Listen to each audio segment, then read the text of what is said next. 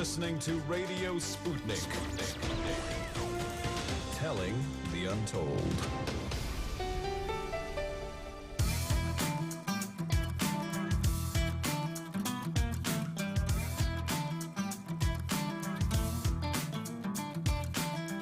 Welcome to Political Misfits on Radio Sputnik, where we bring you news, politics, and culture without the red and blue treatment. I am Bob Schlehuber. And my name is Jamarl Thomas. Let's get ready to go against the grain. We have another great show for today. Washington, D.C. has declared a state of emergency with the ever-increasing severity of the coronavirus. Coronavirus pandemic. Not Jesus. Affecting people's speeches. I know. So maybe you have something else going on. Fortunately, I should be okay with that particular part. Or COVID-19, if we want to say it that way. A hurried and seemingly ill-prepared Donald Trump addressed the nation last night, attempting to get ahead of an increasing national emergency. Considering just days before Trump was downplaying the severity of the virus, the address was a tonal shift in messaging from a beleaguered, incompetent White House. We will be spending a considerable amount of time today discussing the lethargic response of this administration, the real-world consequences of not treating a public health crisis with the urgency deserved, in addition to the steps that should be taken to maximize our chances of mitigating the worst outcomes of this virus. In the second hour, we'll be joined by political troubadour and friend of the show, the indomitable Glen Ford. We'll be discussing the failures of Sanders of this particular presidential run and the rather loud proclamations that have been coming out about Dem exit by his supporters that can't consider or can't deal with sullying themselves to backing Joe Biden. Finally, our trend segment today will be postponed to discuss the COVID-19 with doctor and friend of the show, Margaret Flowers. But let's start here. As a flat fact, without a shadow of a doubt or a hedge, everything that lives dies. Perhaps as a civilization, we'll grow up and get beyond the running with scissors or children playing with fire matches phase and progress to the glorious future where even the notion of death itself dies. But considering we're in the middle of a pandemic, of the list of concerns, expansive humanism will take a backseat to realism. Life has no escape hatch. There are no magical doors. As certain as this reality currently involves or includes you, at some point it will not include you. You think this will focus the mind on the things that matter the most, what's important. And while it's true, the value is not necessarily an absolute. Typically, the value of a particular item increases with limitation. Nothing is more limited than the blink of an eye between your first breath and your last. Nevertheless, we remain dedicated to this unbelievable belief in unreal things, the strange acceptance of ideology over the real material concerns. Even now, with a pandemic that is expected to affect half of this nation, killing millions, it's still expressed in terms of capital over actual life. Between the two, the capital is the one that's not real. How strange is this unquestioned ideological devotion, even when confronted with the real potential deaths of millions? We have known for months that this virus was coming. We were aware of the severity of it. If nothing else, we saw the measures that China was taking to deal with the virus. It's fair to say that it's not always easy to know what's politics versus the reality of a particular event, but we did see the measures that China was taking. We saw the number of people that were being infected. We saw the number of people that were dying. We saw this virus expanding into Europe and, parts of Africa. Nevertheless, incompetence is what incompetence is. And as if the United States government was trying for the second installation of idiocy, Trump played politics, downplaying the severity of this virus. Let's hear the first clip with Trump downplaying this particular condition.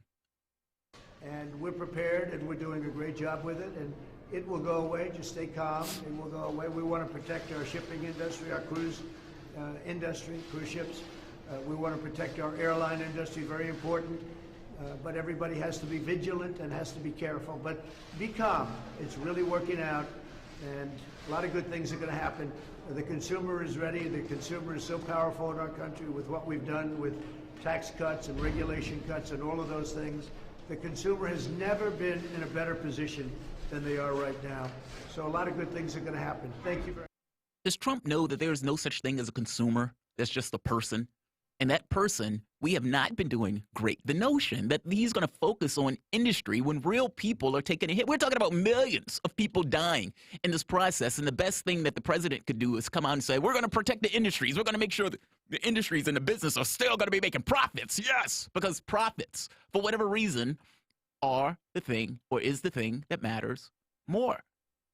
That's typically the thing that matters more.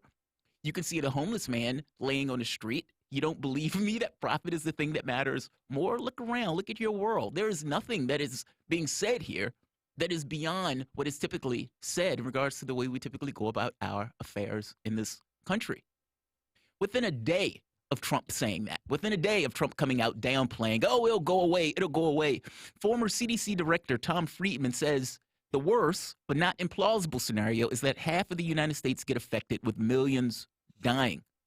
Trump, after weeks of cartoonish inaction, changes his tone and last night comes out with a presidential address talking about the quote-unquote foreign virus. My fellow Americans, tonight I want to speak with you about our nation's unprecedented response to the coronavirus outbreak that started in China and is now spreading throughout the world. Today, the World Health Organization officially announced that this is a global pandemic. We have been in frequent contact with our allies, and we are marshaling the full power of the federal government and the private sector to protect the American people. This is the most aggressive and comprehensive effort to confront a foreign virus in modern history. I am confident that by counting and continuing to take these tough measures, we will significantly reduce the threat to our citizens. I imagine this was scribbled in crayon as Trump was barely, breathlessly trying to get this out. Also, I don't necessarily know what a foreign virus is. I wasn't aware that viruses were foreign. Trump continues this breathless, I guess, trying to bring down hysteria around this particular virus by bringing up insurance coverage and a bunch of other policies that had to be walked back the very next morning. Earlier this week, I met with the leaders of health insurance industry who have agreed to waive all co-payments for coronavirus treatments, extend insurance coverage to these treatments, and to prevent surprise medical billing. We are cutting massive amounts of red tape to make antiviral therapies available in record time. These treatments will significantly reduce the impact and reach of the virus. Additionally, last week I signed into law an $8.3 billion funding bill to help CDC and other government agencies fight the virus and support vaccines, treatments, and distribution of medical supplies. Testing capabilities are expanding rapidly day by day. We are moving very quickly. The vast majority of Americans, the risk is very, very low. Yeah, we're just talking about millions of people dying, that's all. You would think that the whole notion of this kind of capitalist class and pushing this stuff out in those terms would take a back seat to real world concerns, meaning it should be free for the virus. The idea that you don't have a universal basic income so people wouldn't be forced to go to work when they can't make ends meet. What about people who are working in restaurant areas or barely making ends meet? Those people have every incentive in the world to still go to work despite the issues that prevail them. And even if their job closes down, how are they going to make ends meet? How are they going to buy food? How are they going to get the basic necessities of life? And God forbid you get a sniffle or an illness, will you be going to the hospital or to the doctor's office to check it if you have to pay $500 or $1,000 to get checked? We are not doing the things that are necessary in order to ensure this virus gets put down and does not exceed to its worst case scenario. And like I said, within less than a day, the White House had to walk back their claims there. Let's listen to Mike Pence squirming under pressure by CNN trying to explain effectively the lack of preparation that the United States has been involved in. Okay. Ultimately, it's going to be the commercial laboratories that have the capacity to get tests all over the country. That's fair. So if you're saying that the CDC website numbers are wrong, how many tests have been conducted in the U.S.? I'm not saying they're wrong, Allison. I'm saying that they may not be complete because we don't necessarily collect today all the information from state laboratories about the tests that are being done. That's the same thing virtually. Well, as I said, our team is working now to make sure that we have a central reporting location, because state labs are doing tests all over the country, even as we speak. That's good to know. But how many tests would you say have been done? Well, I would leave that to the experts. I leave it to the experts. You're the expert. I leave it to the experts. The expert. I don't know, dog. You keep asking me these questions. I leave it to the experts. I mean, you're acting as if pray the gay away Mike Pence, the guy who doesn't believe in science, is supposed to be the one who's heading up the issue on an issue pertaining to science. Not so much. Also, Trump issued a travel ban across Europe, which Europe did not necessarily take kindly of. Now, look, I don't have any issue with the travel ban from the standpoint of Europe. I mean, after all, you have places like Italy, you have freedom of movement and all of these things, policies that don't necessarily seem to go in line with the idea of containing a virus. So fair enough. But there are a few caveats to this. Trump announced Europe travel ban that Trump announced applies to foreign nationals who have been in Europe within 14 days of arrival in the United States. It does not apply to permanent U.S. citizens, or the immediate family of citizens per Department of Homeland Security. Also, the White House has clarified that the Europe ban does not apply to goods and trade, according to reports. And also this last part, a biggie, Trump's claim tonight that health insurers have agreed to waive all co-payments for coronavirus treatments seems to be news to them, for testing, not for treatment, a spokesperson said. But if you can't afford it, how are you going to get treated? And if you got to pay $500, $600, $700 to get treatment, or for that matter, to get tested, are you going to get tested? I guess I'm making the point that look at all the incentives that are built into this process. And if the goal of this is to limit, to curtail, to undermine, to subvert the expansion of this particular disease, this particular virus, can you do it on the cheap? And should you do it on the cheap? Considering that between the two things, the thing that is real is life, and the thing that is not is the quote-unquote, the cheap. It puts me in the mind of a Naked Gun film where the guy is screaming, everything is good, everything is under control, and you have clowns on fire and elephants running around behind the scenes. No, it is not under control. We're talking about millions of people dying with an incompetent administration trying to deal with this very specific issue. And again, the language that this is being used in is not in the language of life. It's not in the language of Medicare for all to ensure that everybody is covered. It's not in the language of ensuring a UBI or to make sure that people have their ends during an epidemic or a pandemic. No, that's not it at all. All of it is put through the language of cash and ends and capital, as if that's the thing that matters most in this scenario. It's amazing how unchallenged this particular assumption is. And it even goes from the standpoint of media. I mean, you would think that the media would be screaming about, hey, how are people going to make their ends meet? How are people going to make ends if they're working at a restaurant? How are they going to make ends if they have a kid that needs to be taken care of? How are they going to take care of themselves in a situation where they lose the capacity and the ability to work? How are they going to pay for tests if they don't have the ends? I mean, most people don't have $500 in a bank. How are they going to pay for a $500 test for coronavirus? If there is nothing else that puts your system into question, it should be something like this. And yes, we are ill prepared for something that we knew was coming and decided instead to play politics. Bob, I watched Sanders on, I think it was Jimmy Kimmel last night, or Jane Fallon last night. And, you know, he makes this point of connecting this issue of healthcare to just this basic issue of, you know, we're connected, meaning we're united. There's no such thing as my rugged individualism and I end up with a virus, as if that rugged individualism is going to keep that virus from connecting to other people if I can't get that virus treated, or if I have to go out the house and work because I can't necessarily afford to not do so, especially if you don't have a government that is backing up the public on these issues. I'm very curious on what his response would be as opposed to somebody like a Trump.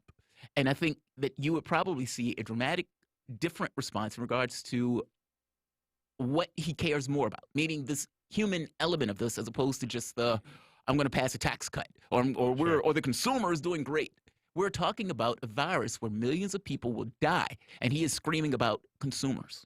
Yeah, I mean, I think it's beyond Trump, and this is what we kind of said from the get, a lot of us some years ago when Trump was elected, that Trump is the symptom of a disease, and that disease is capitalism. And so I don't want to necessarily overly focus on Donald Trump in this, and to answer your question right now, because I think of a Democratic Biden or Obama, Clinton was in office. It's not about them. It's about capitalism, and capitalism run amok, and capitalism's not designed in a way to create supply chains that are allowed to get people the testing kits, the hand sanitizer, the medical needs, the respiratories, all those kind of things. It's not designed in a way to distribute that to those least amongst us, those who need it the most, right? And so those who can purchase it and buy it, afford it, right? Everything's designed around them. So you have less necessarily beds than you might need, but they're like luxury beds. The ones we do have are like incredibly nice.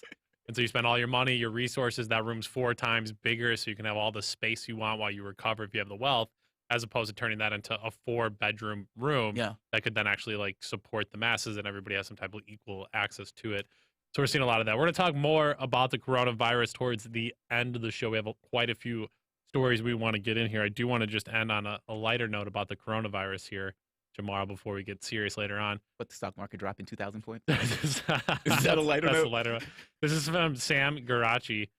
He said the World Health Organization, WHO, announced that dogs cannot get COVID-19. Really? Dogs can be released from quarantine, and I guess you could say, who let the dogs out? Who let the dogs out? Political Misfits live in Washington, D.C. We're back after this.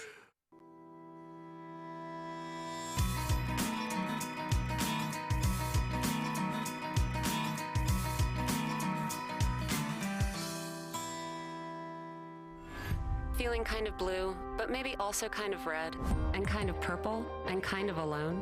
You've got a friend on Radio Sputnik. Tune into Political Misfits from 12 to 2 Eastern Time, Monday through Friday, for news, politics, and culture without the two-party bias. Catch us daily on 105.5 in Washington, D.C., or 102.9 or 104.7 in Kansas City. Or find us on Twitter, Facebook, YouTube, Spotify, or wherever you get your news. It's time to double down with Max and Stacy. Yeah, double down. We're talking markets, finance, business, economics, ka-ching, bling, just about everything money related on Sputnik. It's called Double Down. We're asking, are dead cats bouncing or have fundamentals changed? That's this week on Double Down.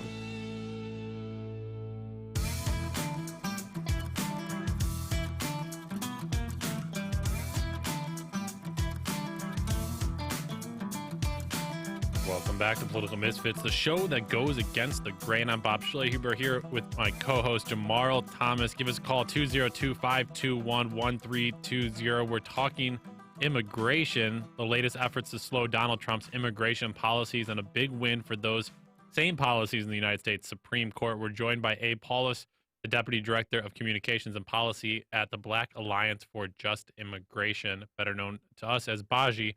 Abe, thank you for joining us. Thank you for having me on the show. It's so great to be back. We were hoping to see you here in studio, but you're back to New York because of a delay in a vote of a bill that you were here in Washington, D.C. for. This is the effort to roll back Donald Trump's travel ban by the U.S. Congress. The U.S. Congress had drafted a new bill called the No Ban Act. The No Ban Act would impose limitations on the president's authority to suspend or restrict migrants from entering the United States and terminate certain presidential actions implementing such restrictions. The bill goes on, individuals or entities present in the United States and unlawfully harmed by such a restriction may sue in federal court. Minority Whip Steve Scalise, just gross having to read anything he had to say here, on Tuesday urged House Democrats to cancel a vote on their bill that would dismantle President Trump's travel ban this week in light of the coronavirus outbreak. So the virus being politicized for bad policies. And what happened? The vote was delayed. Congressman Scalise said the president ought to be able to keep potential terrorists out of our country.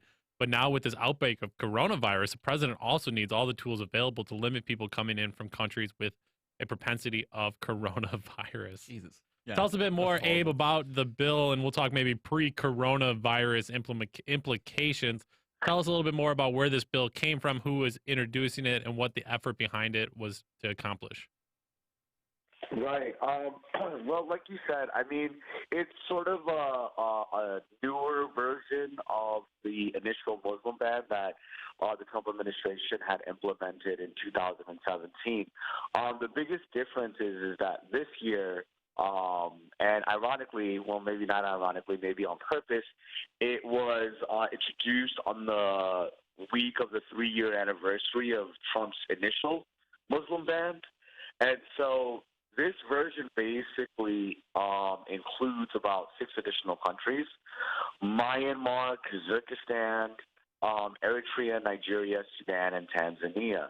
And so for us at Baji, I mean, I think one of the biggest things was that we were alarmed at the amount of African countries that were also included. Some of them are Muslim, but others are also multi-religious. And so under this newer ban, all immigrant visas will be suspended for folks coming from Eritrea, Nigeria, while Sudanese and Tanzanian nationals will be banned from applying for the diversity visa, which is like a large way in which a lot of folks from the continent, folks from the motherland, come to the United States. And so the ban in itself, it was implemented on February 24th, I believe. And so, according to the New York Times, 1/4 or about a quarter of the population in Africa is affected by the new African ban. So this effort then by the Congress actually pushing back the No Ban Act would put pressure on the president to no longer implement these policies. What type of support was it finding there on the Hill when you were up there? Well, I mean, first of all, it was great that they even decided to bring it to the House and bring it to Congress. And so I do think that overall, because of the latest version, if people are starting to understand that this isn't necessarily, yes, it's a Muslim ban and it's an African ban, but really what the Trump administration is doing is that it's weaponizing the powers in which they allow foreign nationals to come in, and so they're using it as a bullying tool, right, to bully Nigeria, Eritrea, Sudan, or whatever have you, into the Trump administration's demands. I don't know what all their demands are, but I mean, it definitely reeks of white supremacy.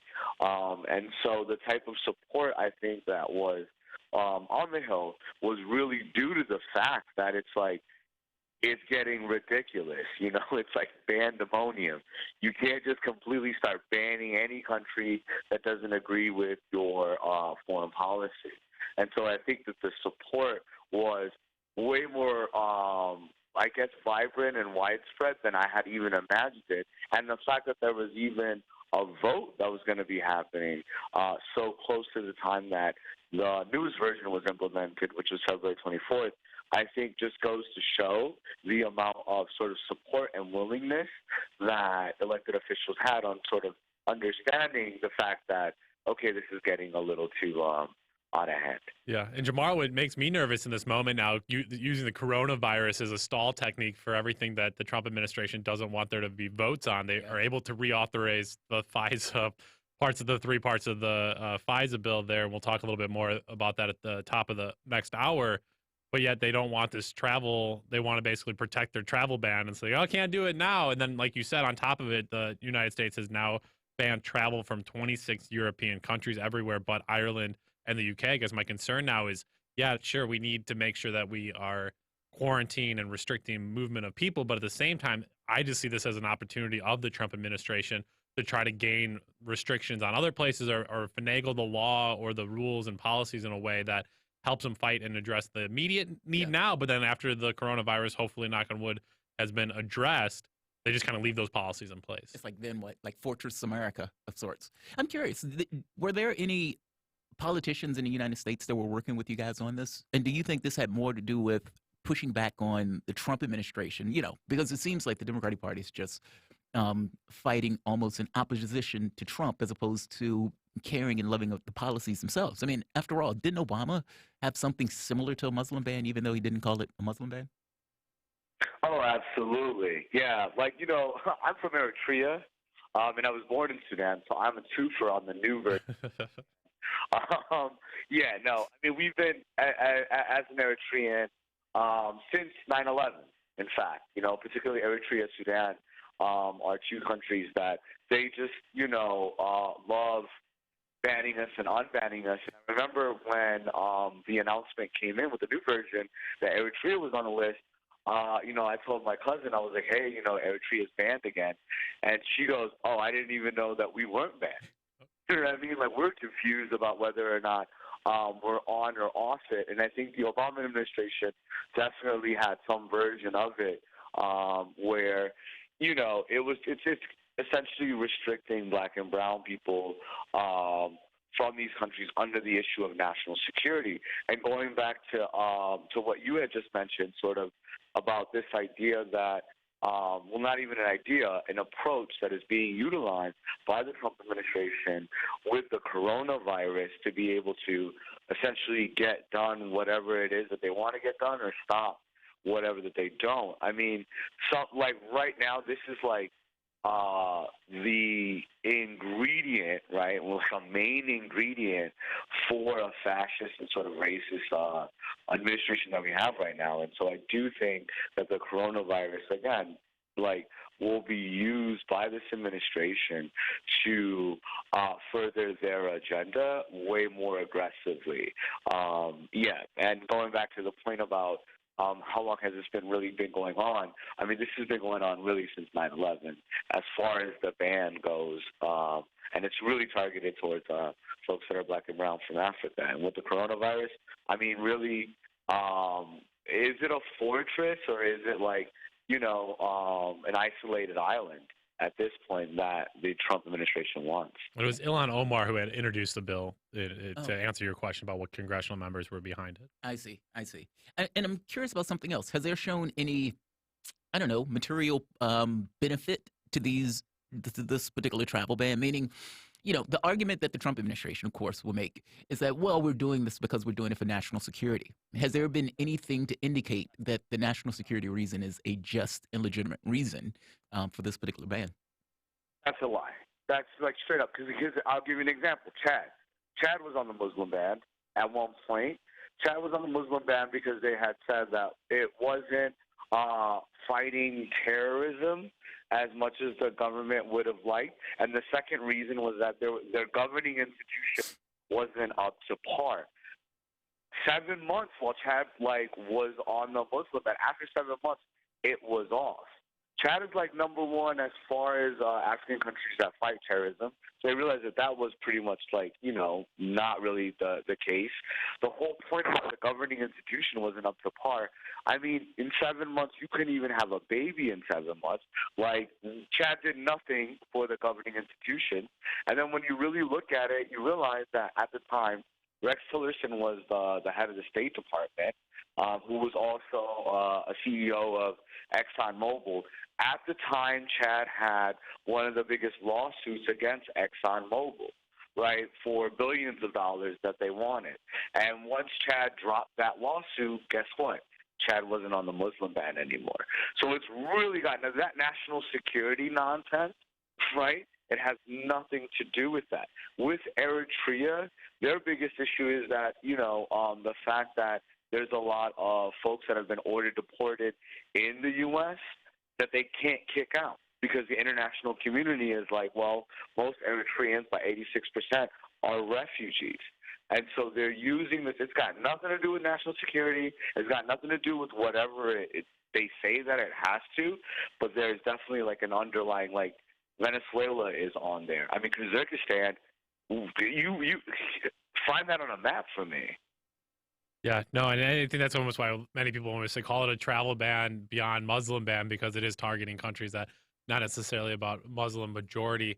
In some cases, obviously, it clearly is that, and then other places it's just foreign policy decisions to try to punish leaders in those countries and get people in those countries to be frustrated and turn their ire towards their leaders. The other case here I wanted to ask you about, Abe, was the Supreme Court saying yesterday that the controversial Trump administration policy Remain in Mexico can stay in effect while legal challenges play out. The Remain in Mexico policy is a program under the Department of Homeland Security. The policy aimed at returning migrants to Mexico for the duration of their U.S. court proceedings. So if you come to the U.S., you try to enter and claim asylum, they're saying you have to wait in Mexico until your court hearing proceeds. As early of January, it's been about a year now that this ruling has been in place. About 60,000 people have been returned to Mexico to await U.S. court proceedings, according to the Customs and Border Protection. Judy Rabinovitz, special counsel to the ACLU's Immigration's Right Project, said asylum seekers remain in grave danger to the policy. She went on to say the Court of Appeals unequivocally declared this policy to be illegal. The Supreme Court should as well. Asylum seekers face grave danger and irreversible harm every day. This depraved policy remains in effect. Hey, tell us a little more about the Remain in Mexico policy. Is there any benefit to Americans to have this policy in place, or is it simply another effort by the Trump administration to stop any flow of migration to the United States? Yeah, I mean, well, the Remain in policy, and I can really only sort of like speak to the black migrants that are stuck in Mexico, which we have, more information on. And so essentially, it's like what you just explained, is that it's just telling people that you can't come to the U.S. yet. And what that is doing, particularly on the ground, is adding so much stress to already a stressed out system. The infrastructure of the Mexican government to deal with this type of immigration is unprecedented, right? The Mexican government has never had to, because usually people have been able to just cross the border. And so pour Mexico to a certain situation, and I think that what the Trump administration is essentially trying to do, it's attrition. Right? It's basically saying, well, we're going to make this as hard as possible, attack these folks that are coming from the border. And because it's harder to get visas now under the Trump administration, because it's harder to travel to the U.S., more and more folks are coming through Mexico. And so that situation is really a disaster that is already happening, and it's only going to get worse as far as the swelling of folks that are going to be on the border. And it doesn't make anybody any safer. Like, particularly even those on the states on the border, they've been communities that are on either side of the border that this does not protect at all. And so it's a situation that I think that is going to be more of an international problem than a U.S. problem. What do we expect from the standpoint of the people who are?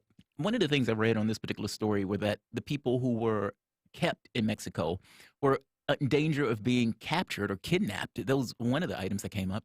But also, who covers costs associated with this? Meaning, does Mexico cover the cost of keeping the people in Mexico while they wait for asylum? Like, what's the mechanics of this? Also, what would be a sane immigration policy to deal with the issue of the border? All right, so that's three things. All right, so the first part is the issue around safety at the border. There's kidnappings. I mean, again, they're creating a situation in which people need to seek asylum from, regardless of their original reason of why they were seeking asylum. This situation with the MPP, the Remain in Mexico, is that you have a situation in which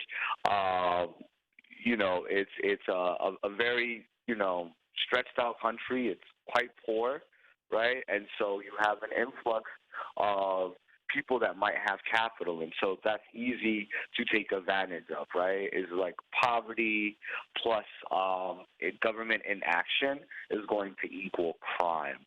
The second point, I think the third point was around the cost. I don't really know. I'm more well-versed in the human cost that this issue is really having, and essentially it is re-traumatizing people that have already gone through issues in which they are being persecuted in their home country, which is a lot of the reason for the folks at the border, because it's a strenuous journey. It's violence.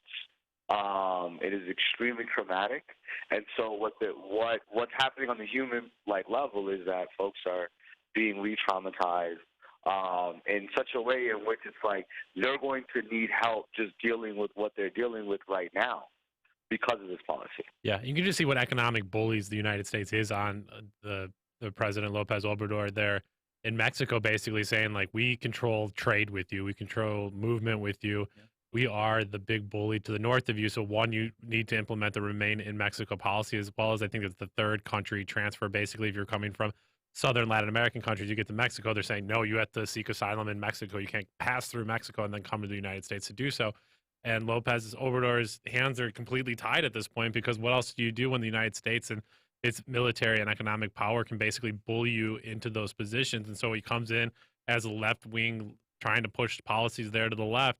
And here the United States, I mean, talk about meddling with another country's policies and what they want to implement, have complete control and say over that country. Abe, I want to switch gears a little bit here, talking about domestic politics and the Democratic primary election. Bernie Sanders has done it. He won. He won California officially. Finally, it's in, Jamarl. Like a week later. He officially wins. And how did he do it? It's been talked about. Latinos 18 to 29 years old, 71% Bernie Sanders to 5% Biden. All Latinos, 49% Bernie, 19% Biden. Donald Trump obviously has his policies that can be attacked by all Democrats. But I think Joe Biden has really struggled with it, as many protesters have pointed out. The Obama-Biden administration was deporting so many people, and Bernie Sanders has taken advantage of that and has spoken extensively to blowback, one of the few candidates that have brought that up from Latin America, and he's been able to win Latinos, and I think a big part has been around immigration issues. But for whatever reason, I don't think those same immigration issues have reached Black communities, or at least older Black communities aren't necessarily seeing these immigration policies as affecting them. And for me, Abe, I'm kind of curious, working in a Black immigration space, when these immigration issues are all tied together, but they're always made to seem like, oh, they only apply to Latinos or Hispanics, but not to Blacks. And so with our political discourse and electorate, people say, oh, Bernie Sanders isn't doing anything for Black issues, but why is immigration not seen as a Black issue? That's a great point. I mean, I think that let me take a couple step backs. Sanders' Sanders' stance on immigration is way better than Biden's stance on immigration. And that's a fact as far as Black immigration goes, because Sanders is essentially looking at deportation and trying to dismantle that, where I think most immigration sort of platforms, particularly Biden's and some of the other candidates that are no longer with us, RIP, was more focused on sort of the dreamers, focused on visa issues, focused on admissions or whatever have you. So that's that. As far as the Black community and the votes going towards Biden,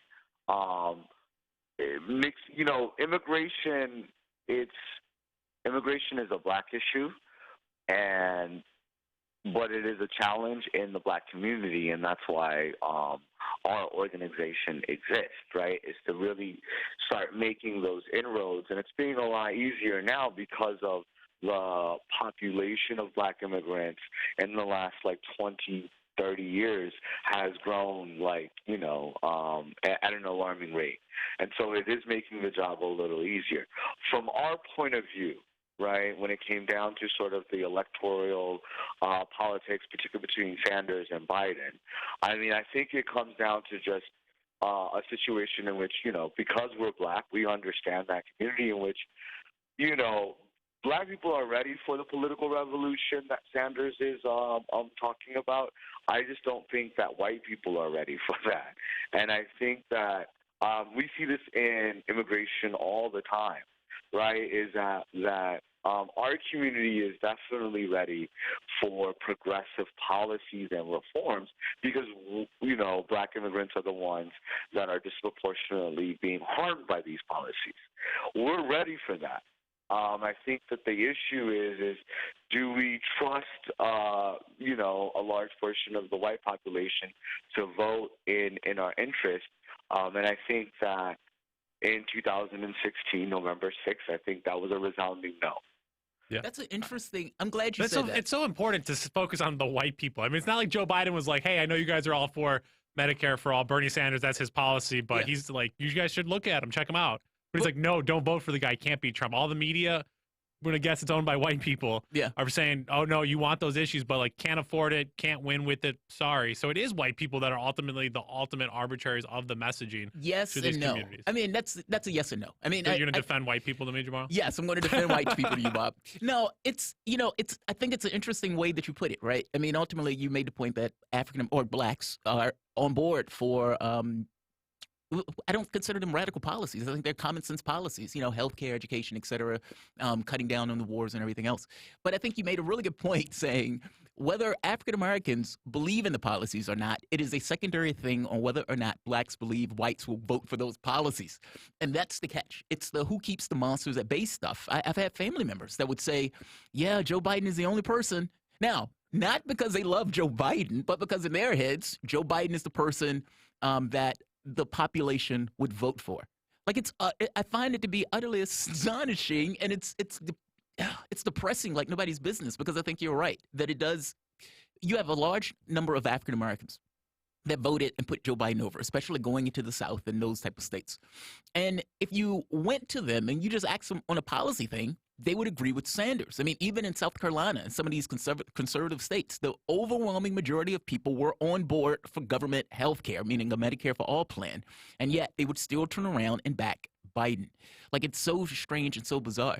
There is one thing I want to get to, though. You said that this is a black issue, that immigration is a black. Now, do you mean African American, or do you mean black in just the basics of people of color issue? And if so, how? Good question. I mean, black in both, right? I mean, I do think that it's an African American issue, because I think forced migration is within the way that this government and sort of white supremacy has basically dictated the way black people move. And that's kind of the origin story of black people here. And so it matters in that point, and it also matters in the point where even during sort of the Civil Rights era, like the Civil Rights Act, people are very familiar with that. But the Immigration Act of 1965 was also passed, right? And so this was African Americans challenging white supremacy on all fronts, right? But also saw that immigration was an issue in which that needed to be challenged too. And so because of the Immigration Act of 1965, we've all sort of again, the numbers are just kind of like crazy, ballooned, where black people from Africa, the Caribbean, and South America have come to the U.S. Now, more contemporary about what does that actually mean right now. The narrative and the mainstream will make it seem like, immigration is a Latino issue. And truthfully so, because of the fact that most of the Latino population has came through the border or through the immigration sort of apparatus. But the way that we feel about, the fact that immigration is also a black issue is because it's very simple. It deals with black people, right? And so we have a situation in which in our communities, right, where we have police brutality. No police officer has ever asked me what country I was from before he arrested me. It's never happened, right? And so the reason why we consider immigration as a black issue is that we go through the same issues that black communities go through, whether that's low unemployment or just being excluded from civil, political, and economic life. And the research is just beginning right now, in which, sort of the first generation of black immigrants sort of do a bit better, but then after the second and the third generation of black immigrants, basically there is no difference as far as social mobility goes. And so we're essentially in the same cage, only there's a bit of a different narrative for black immigrants. And I think the reason why that is so that people love white supremacy love putting up black immigrants because it's easy to forget about the sins of slavery by propping up Nigerians, by propping up Kenyans or Jamaicans and saying, oh yeah, look how they're doing it, whatever have you. So I think that rift in the narrative is always there. Yeah, I mean, I was listening to Jesse Jackson's 1984 convention speak, and he was talking about the first ever foreign policy, immigration policy here in the United States was the capturing of black people from Africa and taking them here for slavery. So that long, long legacy of it being a black issue there. Abe, I want to ask you just kind of one last question. Advising the Democratic Party, and you said there's quite a few different voices in there, and only a few of them actually have a comprehensive understanding that there's 12, 13 million undocumented people here in the United States. Seems like the majority of them just want to say dreamers. Got the dreamers there, which is 700,000 people, and by no means has the dreamers issue really kind of untied itself. A big Supreme Court ruling saying it would be too complicated and too messy to get rid of it has kept it in place. It wasn't political will. It wasn't Congress. It wasn't the White House that kept it there. It's the courts keeping it there right now. I'm curious moving forward to the Democratic Party, and maybe we'll say if Joe Biden eventually is the nominee, somebody who has been under a protest after protest at these big debates, at his rallies around the deportation policies of the Obama-Biden administration. Where does he find a message that wins against Donald Trump? Where are people listening like yourself? What are you trying to hear and want people to address most urgently right now? I think most urgently, I hope the Democratic Party, when it comes down to immigration, really focuses on detention and deportation.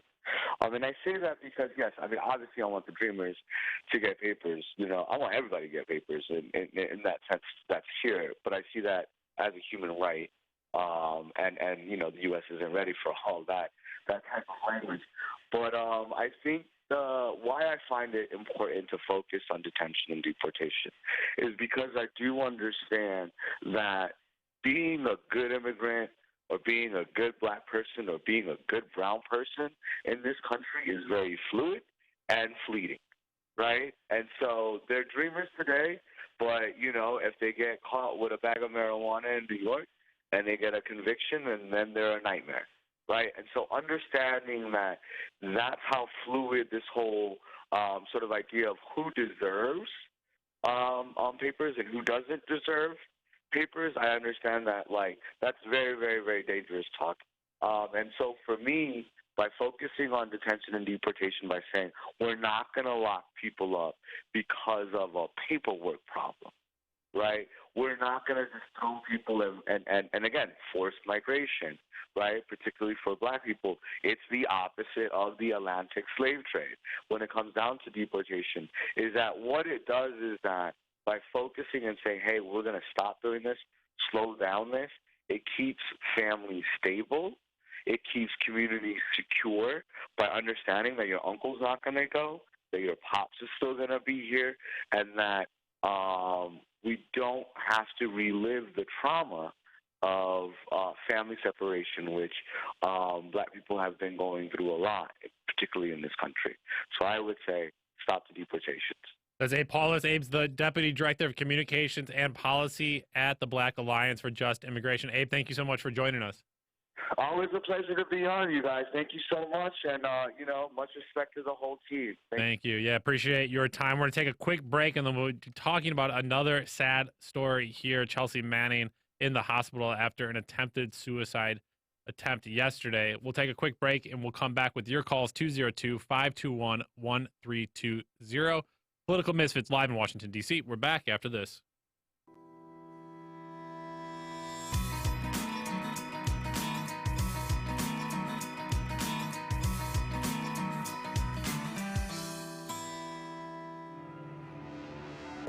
Tune in every Thursday to Loud and Clear with Brian Becker for a regular segment called Criminal Injustice about the most egregious conduct of our courts and how justice is denied to so many people in this country. Tune in to Loud and Clear this Thursday and every Thursday for thorough and independent analysis of our criminal injustice system. Look, up in the sky. It's a bird. It's a plane. It's a Tic Tac UFO, man. Just like the one the U.S. Navy caught on video in 2004, but only came clean about it last year. No, I'm pretty sure it was a bird. Whatever. Get nerdy on Wednesdays with Revelations. The Political Misfits look into the world's mysteries and a lot of UFO stuff.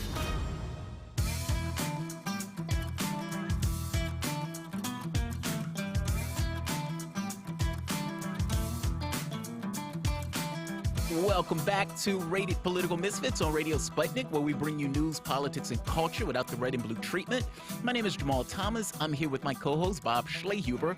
We've been discussing the inadequate response to the coronavirus and the real-world consequences to incompetence. We've also been discussing immigration and Trump's expanded Muslim/European ban at this point, effectively Fortress America.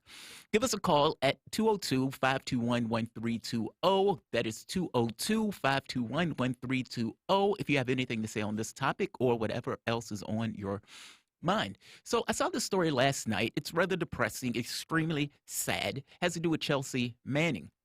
Chelsea Manning tried to take her own life yesterday, March 11th. Her legal team told Daily Beast she was taken to the hospital and is currently recovering. The statement continues, in spite of those sanctions, which have so far included over a year of so-called coercive incarceration and nearly $500,000 in threatened fines, she remains unwavering in her refusal to participate in a secret grand jury process that she sees as highly susceptible to abuse.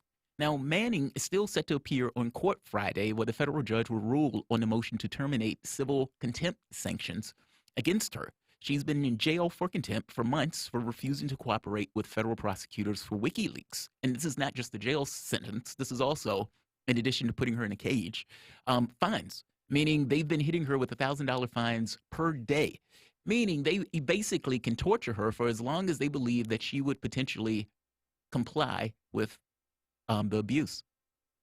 She's out of sight. She's not out of mind. It's small, it's trite, but I definitely want to point, at the very least, take a little bit of time to send my thoughts to her and her family that is going through this ordeal. Bob, any comments? Yeah.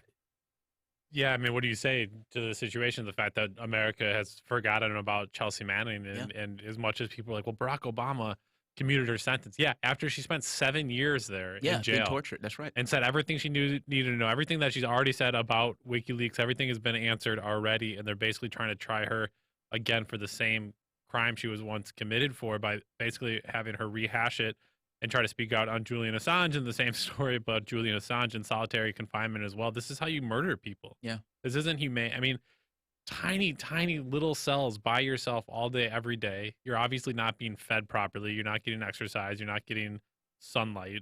And this is what you're expecting. And then you're basically asking Chelsea to stay there indefinitely every time the Assange case gets delayed. Her case gets delayed. Yeah. And the government is in no hurry to let her out. And I don't know how to make this point. That, because they're even, I mean, basically, they can keep her in prison for as long as they believe that she'll break. Like, that's such a weird ruling. I mean, basically, she can stay in prison for as long as they think that at some point she will come around and comply. That's why the lawyers keep making this very specific thing that she's not going to, there's not going to be a situation where she gives up the information that they're looking for. They keep saying it over and over and over again because they want to get across to the judge. You can torture her for as long as you want. She's not going to break. As long as they think she'll break, they will continue to torture her. That's such a weird standard. Yeah, and I don't know. I think of John Kiriakou, who is here on Radio Sputnik with their show Loud and Clear, which is on daily from 4 to 6 p.m. Eastern time, so stay tuned on 105.5 FM.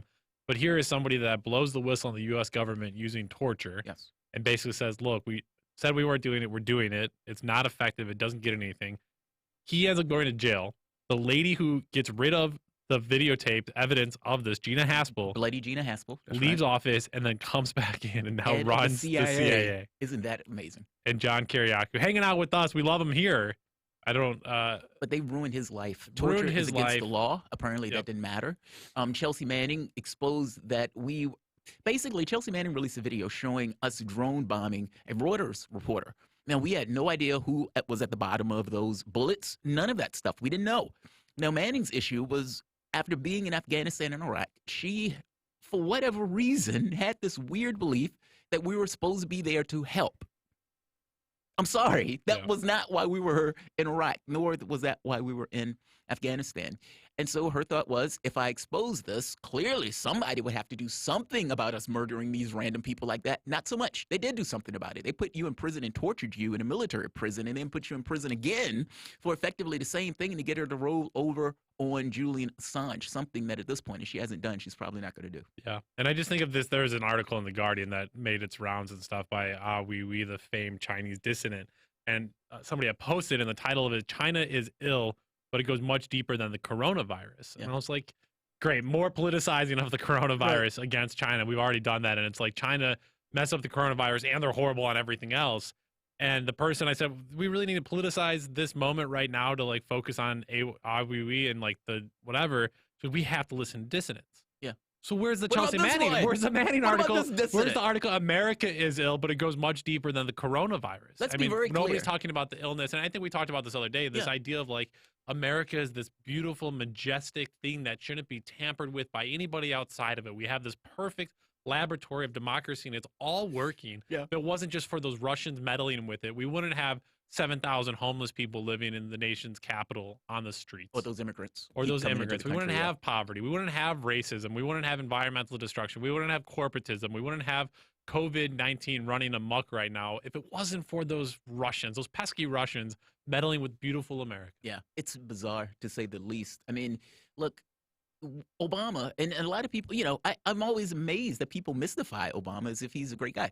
Obama was putting people in prison using the espionage laws. Now, he was doing this for people who were whistleblowers, putting out waste, fraud, and abuse. Manning just so happened to be one of those people. Kiriakou just so happened to be one of those people. Look, we can talk about China all we want. I would say sweep around your own front door. We don't live there. We live here. And all of these vagaries of our particular society, there's nothing wrong with calling them out at all. Yeah, and Michelle Whitty, our fantastic producer, talking about suicide attempts from a friend who worked at Rikers Island, basically how guards will torture prisoners by denying them basic medications and other things. So if you've got a horrible stuffy nose, a cold, you can't sleep, you can't get NyQuil, you can't get those different medicines that you would just think about. So being in a cage is a form of torture, and then it's just kind of like on top of the different stacks of what it means to be your incarcerated. Needs are entirely dependent upon somebody else who thinks that you're a criminal or something else. Yeah, and then you have to actually get medical attention. You have to do something as drastic as trying to kill yourself until they'll actually treat you or take you away from that situation. Quite remarkable. Well, Donald Trump spoke again there on the coronavirus with the president of Ireland in the Oval Office. Concerns now is a Brazilian official actually met with Donald Trump on March 7th. Has now tested positive for the coronavirus. Communications director of Bolsonaro, right? Yeah, and so basically, didn't happen to a better Trump person. That's infected. I will find out here. I think everybody's kind of, it's like almost kind of weird though at this point where people get the seasonal flu every year and nobody's like, Tom Hanks got the seasonal flu. So now if you like get the coronavirus, like Rudy Gobert and Donovan Mitchell, if people haven't seen, the NBA has suspended all of its games. That's what I was saying. I was like, I should have said it didn't make any sense to me when they were like going to play all these games without audiences. Because I'm like, what if the players get it? If they're sweaty, literally rubbing up against other people that are sweaty. That doesn't seem like what? That doesn't seem the healthiest thing in the world. It's a pandemic. And we're going to have to, look, I keep saying ideology is a poor substitute for reality. And all I mean by that is the way we typically go about our particular way, there's an ideology about it. But there's a reality to it that we're going to have to deal with. And yeah, that may mean shutting down a city. That may mean shutting down certain games like the NBA, something that we consider to be, you know, this kind of great pastime. It may mean cutting down, you know, our ability to interact. Subways. I mean, like look, we're in D.C. We're in the heart of D.C. And I take the subway to get to, or the metro to get here every day. The metro is light. Not many people on the metro. A lot of people have been staying at home and everything else. So, you know, our question was, what does the United States look like under a horrible situation, something similar that's going on in Ireland, right? Not Ireland, like what is it? Italy right now, right? Italy is shut down. The entirety of Italy is shut down.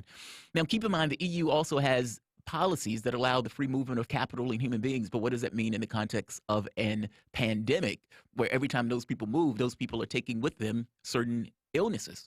So I don't know what that looks like here. Now, our goal is to not have us look like Italy and be more towards the sign of South Korea. But at this point, it doesn't look like we're getting there with the incompetence that we have in our administration. It feels too soon to joke about this, but I know Rita Wilson and Tom Hanks, according to their son, are doing quite all right. Yes. They feel fine. I would love for them to make the romantic comedy movie of the summer while they're under quarantine. Coronavirus, first you came for my lungs, then you came for my heart. Something like that. I just brainstorm. If other people out there have ideas, We can write that together when we all self-quarantine for weeks on end. You came we from can my write the lungs, next then you came we can from write my the next heart. Hollywood movie. Well, we're gonna we have another hour after this. We're super excited to be joined by Glen Ford. We'll be talking about Bernie Sanders, the black vote, Dem exit, and much, much more. Bernie Sanders winning there finally in California, declared the winner. We'll talk about that as well. 202-521-1320. Get your calls lined up for Glen Ford. You're listening to Political Misfits live in Washington, D.C. on Radio Sputnik. We're back after this.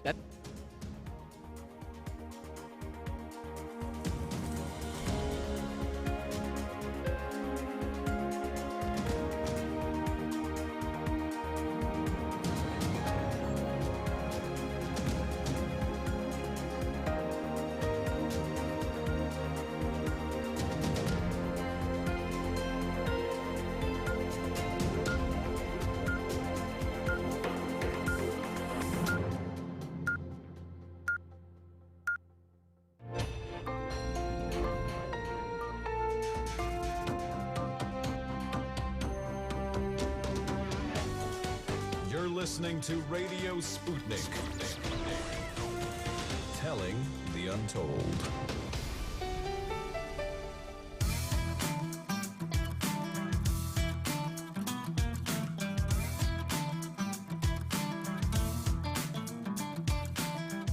Welcome back to Political Misfits on Radio Sputnik, where we bring you news, politics, and culture without the red and blue treatment. My name is Jamarl Thomas. I'm here with my co-host, Bob Schlehuber. Let's get ready to go against the grain. Or maybe I should say, let's continue to go against the grain. Lots to cover over the next hour. A great guest and friend of the show, Glen Ford, will be joining us to discuss the presidential primary, particularly the question of Dem exit and the question of one Bernie Sanders. As always, we appreciate your calls and tweets. You can reach us at 202-521-1320. That is 202-521-1320. So after a challenging Super Tuesday, Bernie Sanders gave a press conference at 1 p.m. yesterday. We covered part of it on the show. Basically, he emphasized that he was staying in the race and looking forward to the upcoming debate on Sunday. Now, a lot of people collectively held their breath, terrified that Sanders was going to drop out of the race. I didn't believe he was going to drop out of the race, but fortunately, he is staying in. Now, yesterday, BuzzFeed ran an article detailing the worst of my thinking was absolutely correct. That despite Sanders pushing him to go after Joe Biden, Sanders was friends with Joe Biden, which created a disincentive to his actions, meaning that this existential rhetoric was couched in this notion that, yeah, but he's my buddy. Even worse, blacks who largely agree with Bernie's policies still went to put Joe Biden over the top. We're joined by author and executive editor of the Black Agenda Report and the first guest on my show, the Progressive Soapbox, actually, Glen Ford. Glen, welcome to the show. How are you? Oh, I had more voice the first time I was on your show, but we'll tough it through today. Oh, it's okay. It's okay. I'm so happy you can join us. So you wrote an article, and I thought that article was spot on. And basically, the corporations and the media strangled Bernie Sanders, and older voters tied the knot. Older black voters tied the knot. Now, I've said on more than one occasion that the black vote boils down to who keeps the monsters at bay. That is not entirely true, especially with the youth vote, but overall, you have more older people voting, so for all intents and purposes, that's true. I think this race was Sanders to lose, Glenn, and tell me if I'm wrong on this, that as BuzzFeed made the point, he looked at Joe Biden as his buddy. So all of this existential rhetoric about the Green New Deal, or all of these people going bankrupt, or all of these people not being able to get their insulin or their health care, or giving up food for health care, these type of items. All of these things are big existential items that directly affect the individual and the person, something that Sanders has made a key point of his particular campaign. So how strange and bizarre is it that his buddy friendship with Joe Biden kept him from doing what he needed to do, that I would argue that he needed to win, meaning the guy who walked with King decided to not make it a point of contention that the guy who was locking up black folks left and right, working without singing in the day racist to do so, that he wouldn't bring that up. Like, that never became a point of contention. So Joe Biden could go around screaming that he was part of the civil rights movement and he was going after Mandela. He got locked up talking to Mandela, trying to see Mandela. I mean, all of the stuff that is just flagrant lies. That it's clear it's a lie because you have Joe Biden himself saying it's a lie. So what am I missing here? Like, what is the thing? What is it? Like, it's so aggravating to me that he wouldn't make a play for the black vote like this, because I believe, and tell me if I'm wrong, that this was Sanders' race to lose. Well, you know, I have no idea what goes on in Sanders' head. Bernie supporters keep saying, they're constantly complaining about Sanders' sense of etiquette and how it holds him back. But the real point here is what is the effect of the Democrats and their constant and very, very public sabotaging of their strongest candidate in terms of going up against Trump. How do they react? And, well, this is their second time around.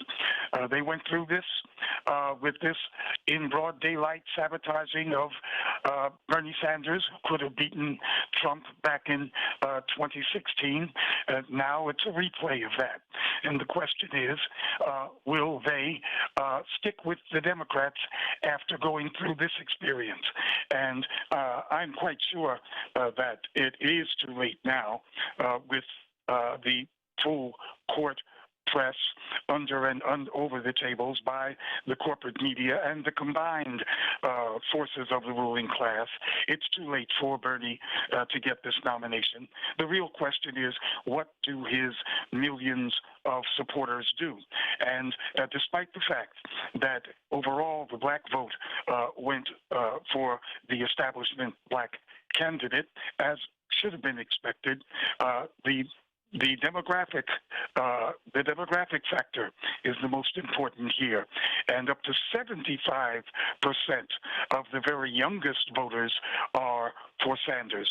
So the future looks bright, but at present, decisions have to be made. Well, some breaking news here, Jamarl. I called it earlier in the show, the Democratic debate. They weren't done fiddling with it yet. It's off? Not off. They're moving it now to Washington, D.C. Oh, we'll be here for that. Nice.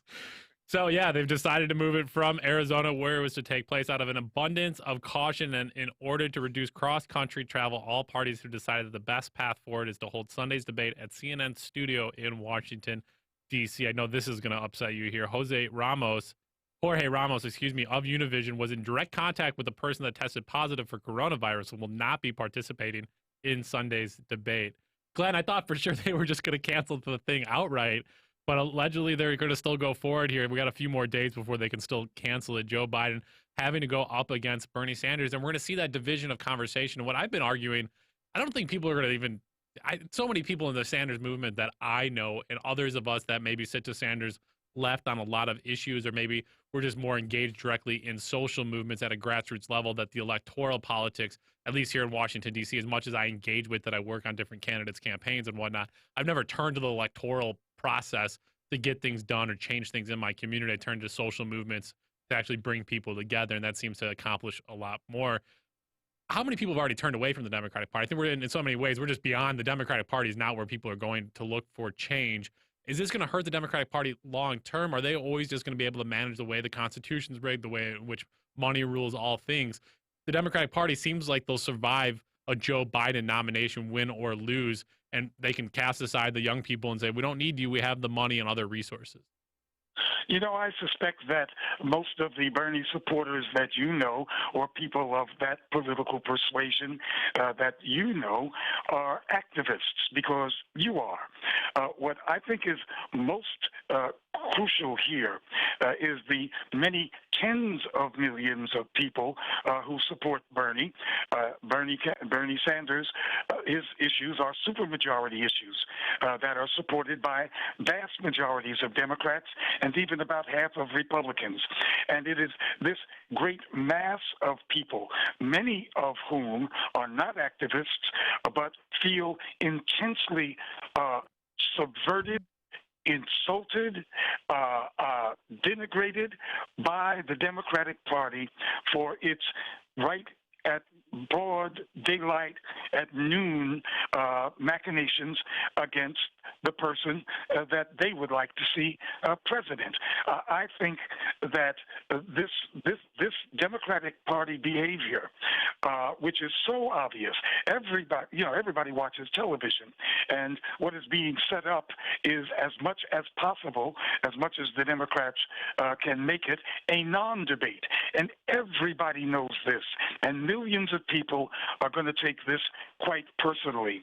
So the best outcome that can emerge from this whole sordid exercise is that we get a new batch of maybe people in the millions who want to become activists, and not the small group of people, relatively speaking, that already consider themselves to be activists, and they'll be activists of the left.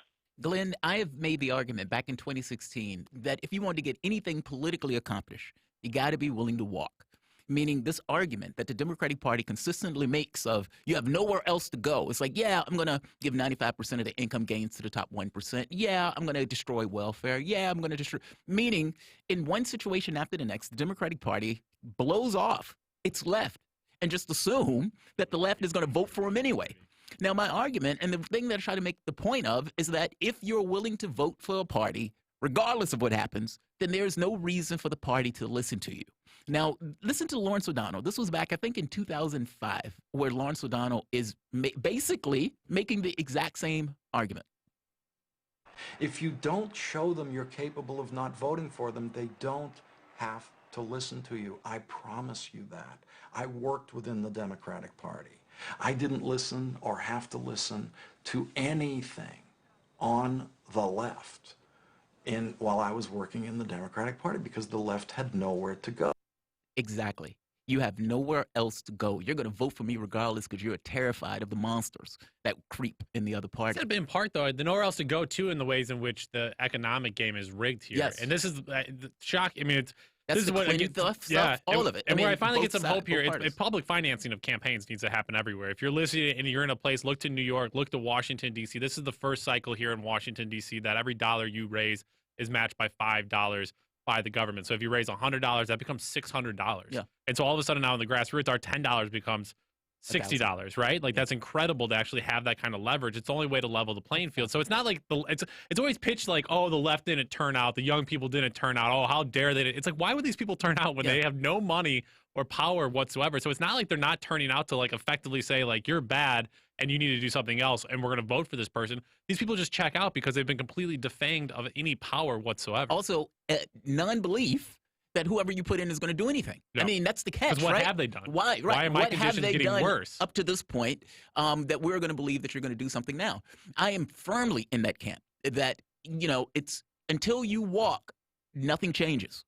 Now, how do you process that, Glenn? Because I get the feeling that you're also, to some degree, in that camp. I mean, yes, the issue of movements and everything else, but you don't fancy me as a Democrat. Look, if you get 1 or 2 million people, which is only a small fraction of the Bernie supporters, who decide to operate politically outside the Democratic Party, that would be a sea change for the left. Yes. Because the U.S. left, in fact, is quite tiny. It is minuscule. 1 or 2 people looking around for things to do would swamp the existing left structures, which are, again, quite tiny. Some people will opt to put their labors into building some kind of electoral counter machinery. Others will go straight to the street, and I hope more of them go straight to the street. And I hope those that opt for an electoral machinery will understand their symbiotic or relationship with what goes on in the street and create organizations that are in partnership with those who are on the street. About 1 or 2 million people would, as I said, be a sea change for the left. And it really doesn't bother me which way they go. An attempt to make organizations that have electoral possibilities or straight up grassroots movement type politics. Yeah, I agree. Ray Foley, love me some Glen Ford. Back at you, Ray. Also, love me some Glen Ford, too. What do you say to people who make this argument about, oh, you got to vote for Joe Biden? I mean, Joe Biden is clearly better than Donald Trump. I don't buy that. But how do you respond to all of these Democrats that are now realizing that they've just voted most likely for Joe Biden, and also realizing that this youth vote, the vote that supposedly doesn't show up, that Sanders is getting by like 70%, that is a electoral loss for Biden going against Trump? What do you say to those people that say you got to vote for Joe Biden? This is the logical and devilish outcome of duopoly politics. This is the way it is supposed to work. We should see the Democrats and Republicans not as contending parties, but as the two governing parties. They are both the ruling class's parties. They play tag team. The ruling class owns both of them. It doesn't care which one wins. It wins all of the time. And it is especially a trap for black people, because in a racist society like the United States, if there are only two parties, one of those parties is going to be what we call the white man's party. That is, a party whose organizing principle is white supremacy. The U.S. has always had a white man's party. Even before emancipation, one of the parties was more pro-slavery, and that was the white man's party. And after that, after emancipation, the Democrats were the white man's party. And then they played tag team with that, and the Republicans became the white man's party. But as long as one of the two parties is the white man's party, then blacks are trapped in the other party and rally around that as if that is their salvation. And then, in a very perverse politics, believe that if black folks have real racial solidarity and gather all of their forces in favor of the Democratic Party's candidate, then that party will somehow be obligated to them, not understanding that they are chained to the party, as the party leaders well know. Yep. We have a few callers on the line here. Thank you for hanging out and waiting with us. You're on Political Misfits. Charles, thanks for calling in here today. What's on your mind? Hey, I just want to speak again about the underestimation of how black people are so brainwashed into the Democratic Party, and they are so, ardently supporting of them. So I think Sanders did make a good effort to try to reach out, but I just think when you're trying to reach out to people who got that embedded in their head, it's the onus is on them some to want to know. And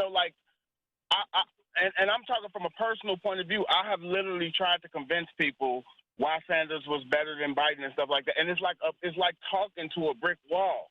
So I think there's a real big confusion of how easy it would be to get through to those people. Because I'm telling you personally, it's not like you can just show them that Joe Biden did the crime bill and just show them that Joe Biden lying about civil rights, and they'll be like, oh, okay, well, cool. It's not that easy. I've tried, man, and I know personally that I just don't know. I don't understand what it is, but it's a blind loyalty to the Democratic Party that African Americans have, and I don't. Oh, and I know what I wanted to talk, because I had lost the thought because I was on hold for so long. Jamarl has said he couldn't understand why Sanders don't hit at that stuff. I believe it's because he did it out of genuineness. He did it out of the kindness of his heart. He didn't fight for black people and do all that so that when he run for president, he could capitalize on it. So when you're doing it from that perspective, you don't have it in you to just be like, oh, yeah, now I did a favor for y'all, now y'all do it for me, because he genuinely did it because he cared. So he didn't do it so, like Joe Biden can try to, I marched Nelson Mandela. Yeah. He didn't, but if he did it so he could use it. Bernie didn't do it for that reason, so he don't have it in him to try to capitalize on it. He's not that kind of guy. Yeah, appreciate the call, Charles. You remember when Pete Buttigieg went to that Fight for 15 rally in South Carolina? And they chased him away. And they chased him away. He was definitely there for the policy that he deeply believed in, not the photo shoot whatsoever. Glenn, I think people underestimate the decades of power that Democrats have been able to build in communities. That's grassroots trainings, that's campaigns, that's running political officials, that's the training, that's the interbreeding of consultants, that's people who make the websites, that do the fundraising. I mean, we have candidates here that are Democratic candidates that are no one's who anybody knows, and they all of a sudden run for office, and because they know the mayor, they can raise $500,000 in the course of 3 or 4 parties. Bernie Sanders, I think he was flawed in many ways of trying to build up our revolution. I mean, they were able to find some candidates here and there. We saw the Justice Democrats run a slate in 2018 and kind of get trounced in many places. And so what we're up against, like you said, has to be fought from many different angles. It's not simply if he would have had a strategy that in a matter of 4 years, which sounds like a lot of time, I think he could have made more inroads. This is a decades-long fight that people have to wage and commit themselves to if anything's going to change. You know, it's not that black voters are brainwashed. Nobody likes that word. It's an insulting word. It's that they are caught in a structure that pushes them in these directions. And it's not just that black folks are always going to vote for the Democratic Party if they vote. In this duopoly structure, they don't have a choice if the only choice is Republicans or Democrats. The real problem here is that black folks in primary elections in the Democratic Party tend to vote for the candidate that they perceive to be the best bet to beat the white man's party candidate, the Republicans. That is what they perceive to be the strongest candidate. And the candidate that looks strongest to the average person of any race is the one that the corporate media touts, the one that has the most money, and so forth, and that would be the corporate candidate. So in primary elections in the Democratic Party, black folks tend to line up behind the corporate candidate who is the least reflective of black political views. And that was even the case in 2016 when Barack Obama threw his hat in the race. And despite the fact that all black folks dearly wanted, just in principle, to see a black face in the White House, the vast majority of black elected officials and half of the black electorate did not rally to Barack Obama until the Iowa primary, when white people gave their okay, their validation to Barack Obama's candidacy. And then it was all right. That meant that he had a chance.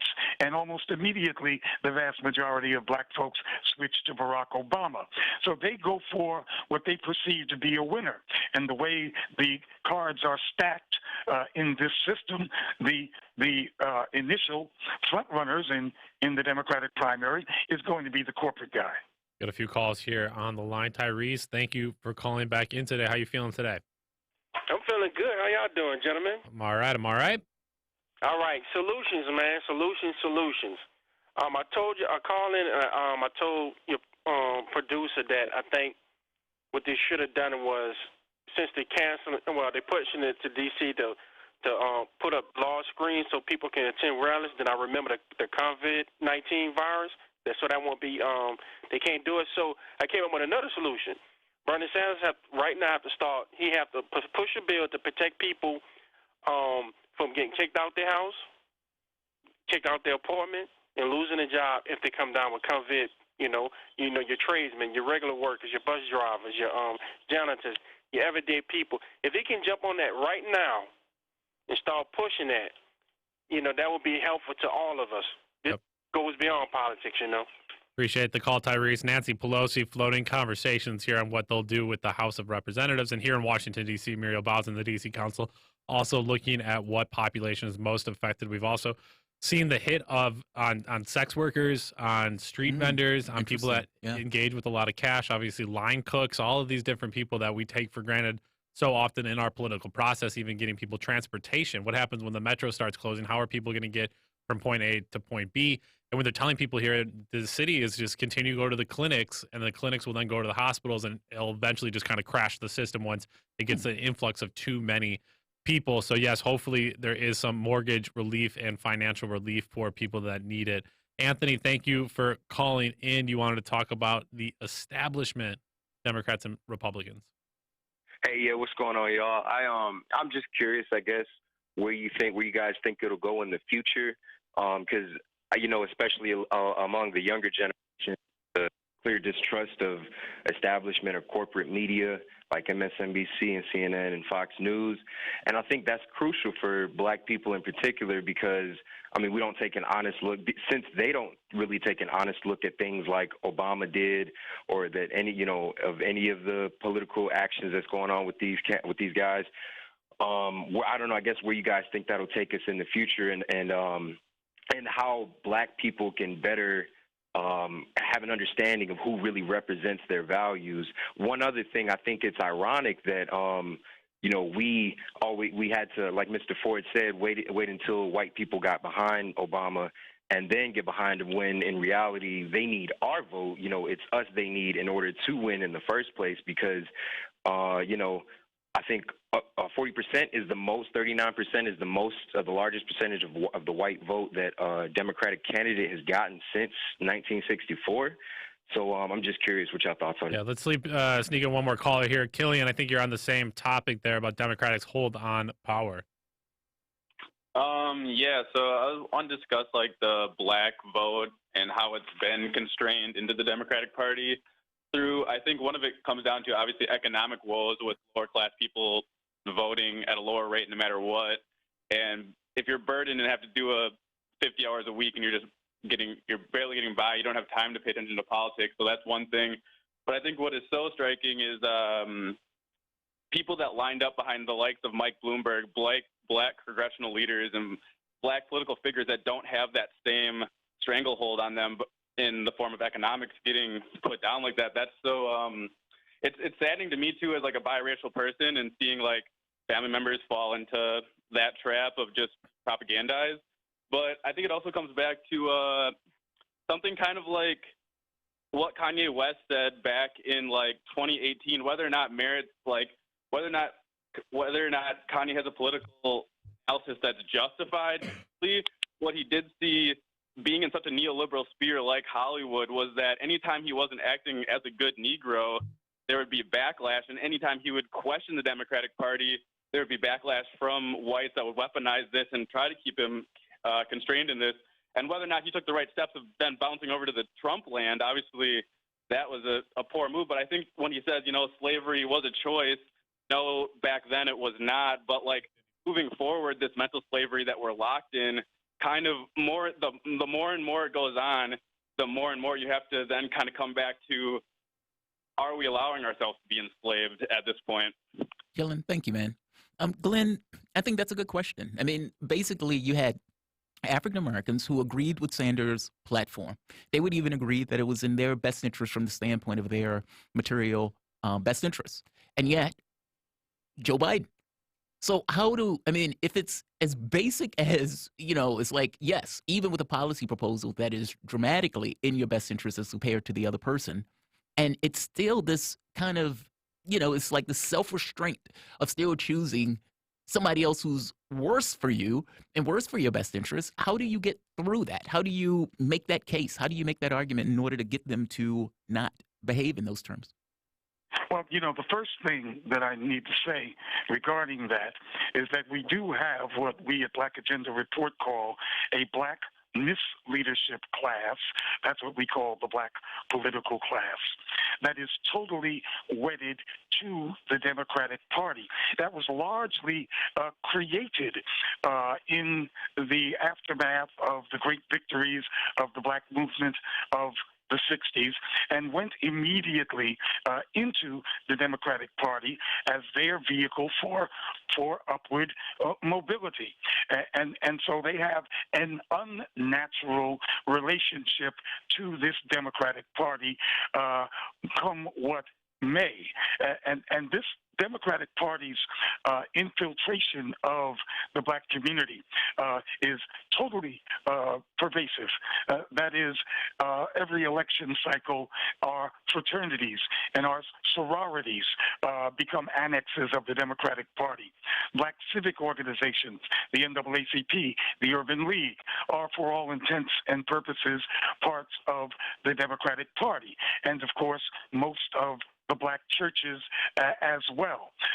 So the Democratic Party's presence in all of the black community's institutions should never be underestimated. This is a formidable kind of presence. And yet we see majorities of young black people, 40 years of age and younger, who are willing to break from that party. And the reason that they are willing is because the full brunt of neoliberalism, which is a fancy word that we ought to get rid of in favor of race to the bottom, that the capitalists have been embarked on for the last 40 years, has now caught up to that generation among all races in the United States. And they don't see a future. And they can't envision any kind of mobility under this kind of system. That's where the hope lies. But we don't do them justice unless we point out the structural problems that must be immediately tackled by any new movement. And part of the structural problem is the elimination of the duopoly. So although I don't have much faith in voting, and it really is a question as we watch this latest primary campaign unfold, whether it is possible in a monopoly capitalist situation, late-stage monopoly capitalism, when the communications media is controlled by just a handful of companies, maybe it is not possible to win in an electoral battle at a national level. But there are local levels of electoral struggle that can be won. There is room for left electoral struggle as well as struggle in the street. Glenn, I'm just curious. We just have a few minutes left here, and I know Jamarl probably have a few more quick questions for you. I am curious on the other end of the duopoly, the Republican Party and the state of the Republican Party. Many people would say it's strong. People fell in line. Donald Trump is the kingmaker. If he wants it to go, it goes. If not, it doesn't. But other people have to be looking around and saying, who is their actual bench that would be anything but this kind of Trump agenda? I'm curious the state of the Republican Party as people go to fight the opposition. How strong is the Republican Party right now? Or two, is it fracturing? No, what happened with the Republican Party, which has been, as I said, the white man's party since at least 1968, is that Trump made it a raw, neat white supremacist party, whereas previously it had been a dog whistle, a well-understood white man's party, but much more polite. And Trump won because he gave white supremacists what they wanted. And they think of him as their guy. It's almost a personal relationship that appears between Trump and his base. And so under Trump, I think this white supremacist constituency in the United States has become quite self-conscious. That is, they feel themselves to be a force in ways that they didn't when the party was headed by Romney's and even George Bush's. So this base, this consciously white supremacist constituency, I think is going to outlive Trump. It's feeling its oats. It thinks that it knows itself, and they're going to be formidable, and they're going to be something around a majority of white people for some time. But that's not a majority of the country. Nobody and people shouldn't be backing propositions that try to poach into the real racist base of that party. The only way that you peel away any part of that racist base is with a platform, a big platform that makes a racist choose between health care for his sick mother or his racial privileges. That was Glen Ford of the Black Agenda Report. Glenn, thank you so much for joining us. Thank you, Ben. With that, we'll take a break here on Political Misfits, and we'll come back talking about the coronavirus with Dr. Margaret Flowers as Joe Biden here is addressing whoever's watching MSNBC right now. I guess he's talking to them. Anyways, we'll have that and much more after this break live in Washington, D.C. on Radio Sputnik. We're back after this.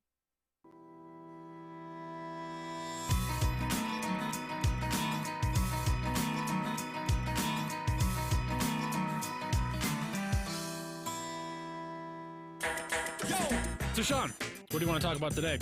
Well, Bob, that's easy. I want to talk about the need to stop the development of self-driving cars. Again, Sean, you're driving me nuts.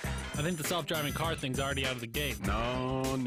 It's never too late. See, now the leading experts in the field, I mean, just pick one, whichever one, leading experts have repeatedly warned us about the dangers of artificial intelligence. Look, I'm telling you, man, we have to stop the robots by any means necessary. I see what you did there. Yep.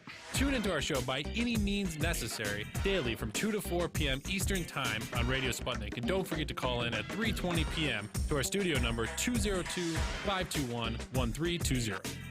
And if you miss us live, check us out on SputnikNews.com, Spreaker, iTunes, iHeartRadio, Spotify, or wherever you listen to podcasts and stay up to date on the latest political, social, and economic movements shaping the world around us.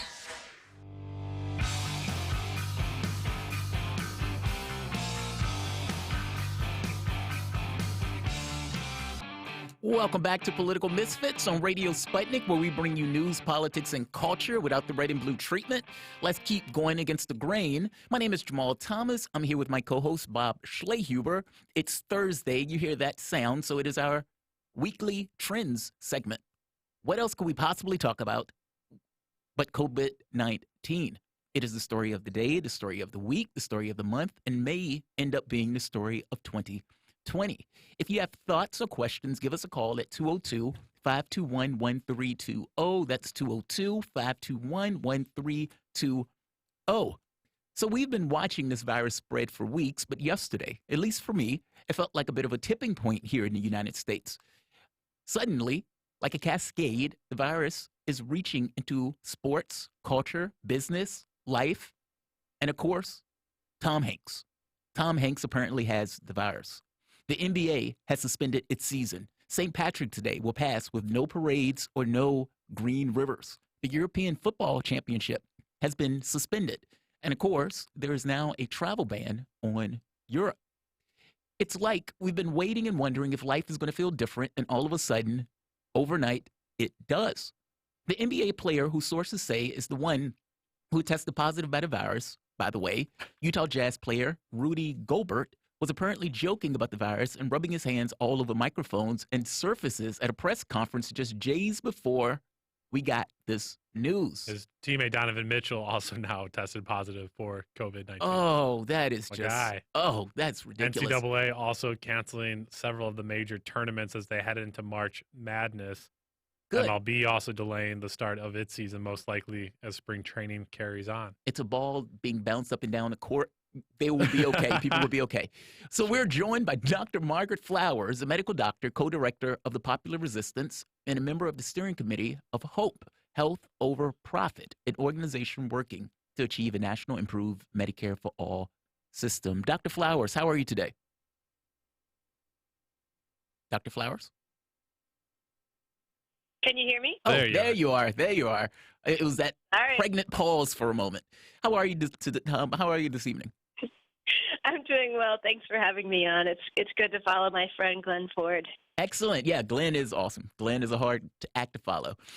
So the U.S. Surgeon General tweeted this morning about the need to, quote unquote, flatten the curve to prevent the number of new COVID-19 cases from rising too high, too fast. but instead to keep the increase to a steady, more manageable pace. I remember seeing the chart on this. Basically, you don't want the numbers to explode so fast that your medical system can't necessarily accommodate the spike. You want it to be under the level where your medical system can accommodate it. So what kind of measures do we need to take as individuals in a nation to achieve this? And is there any hope of doing this? I mean, the last thing we want to look is like Italy. Well, yeah, exactly. And it is possible to achieve flattening the curve. I mean, we have to remember that the coronavirus is a highly infectious virus. That's one of the reasons it's so concerning, is that it spreads very easily from person to person. And, you know, there are countries that have done this. China has done a really excellent job of containing it, now just having a very small number of cases each day.